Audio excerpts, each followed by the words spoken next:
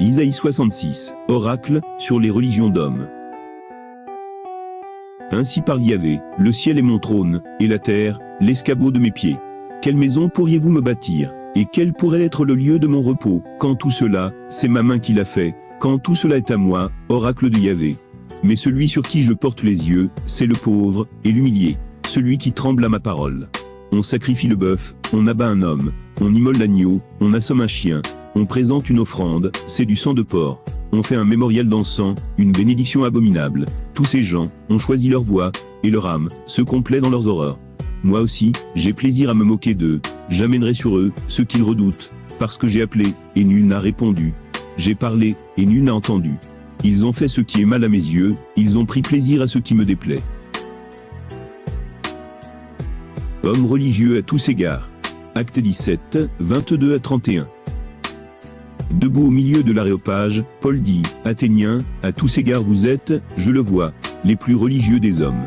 Parcourant en effet votre ville, et considérant vos monuments sacrés, j'ai trouvé, jusqu'un autel avec l'inscription, au Dieu inconnu. Eh bien, ce que vous adorez sans le connaître, je viens, moi, vous l'annoncer. Le Dieu qui a fait le monde, et tout ce qui s'y trouve, lui, le Seigneur du ciel, et de la terre, n'habite pas, dans des temples faits de mains d'hommes. Il n'est pas non plus servi par des mains humaines, comme s'il avait besoin de quoi que ce soit. C'est lui qui donne à tous, vie, souffle, et toutes choses.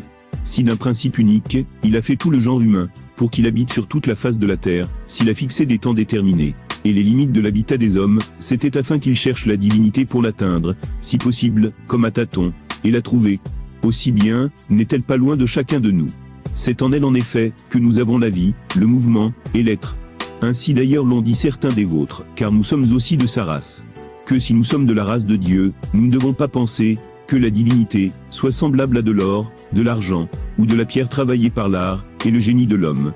Or voici que, fermant les yeux sur les temps de l'ignorance, Dieu fait maintenant savoir aux hommes, d'avoir tous, et partout à se repentir. Parce qu'il a fixé, un jour pour juger l'univers avec justice, par un homme qu'il y a destiné. Offrant à tous une garantie, en le ressuscitant des morts. Jugement, sur Jérusalem actuelle, et gloire de la Jérusalem nouvelle. Isaïe 66, 5 à 17. Écoutez la parole de Yahvé, vous qui tremblez à sa parole. Ils ont dit, vos frères qui vous haïssent, et vous rejettent à cause de mon nom, que Yahvé manifeste sa gloire, et que nous soyons témoins de votre joie. Mais c'est eux, qui seront confondus. Une voix, une rumeur qui vient de la ville. Une voix qui vient du sanctuaire, la voix de Yahvé, qui paie leur salaire à ses ennemis. Avant d'être en travail, elle a enfanté, avant que viennent les douleurs, elle a accouché d'un garçon. Qui a jamais entendu rien de tel? Qui a jamais vu chaud pareil? Peut-on mettre au monde un pays en un jour? Enfantons une nation en une fois? À peine était-elle en travail que Sion a enfanté ses fils. Ouvrirai-je le sein pour ne pas faire naître? Dit Yahvé. Si c'est moi qui fais naître, fermerai-je le sein? Dit ton Dieu. Réjouissez-vous avec Jérusalem. Exultez en elle, vous tous qui l'aimez. Soyez avec elle dans l'allégresse, vous tous qui avez pris le deuil sur elle, afin que vous soyez allaités, et rassasiés par son sein consolateur, afin que vous suciez avec délice, sa mamelle plantureuse. Car ainsi parle Yahvé, voici que je fais couler vers elle, la paix comme un fleuve, et comme un torrent débordant, la gloire des nations. Vous serez allaités, on vous portera sur la hanche. On vous caressera, en vous tenant les genoux. Comme celui que sa mère console, moi aussi, je vous consolerai. À Jérusalem, vous serez consolés.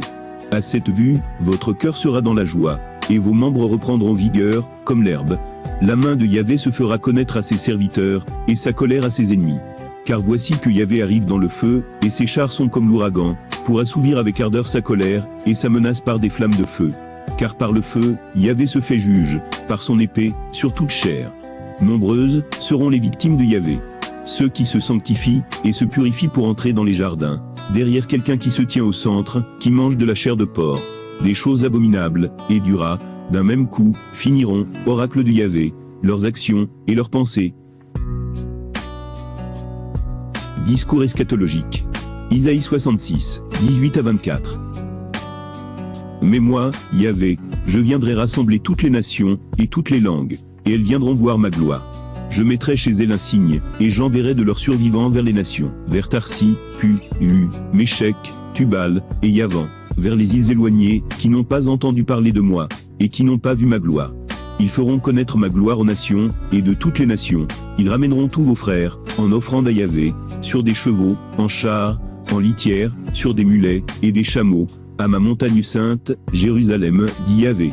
Comme les enfants d'Israël, apportent les offrandes à la maison de Yahvé, dans des vapeurs. Et de certains d'entre eux, je me ferai des prêtres, des Lévites, dit Yahvé.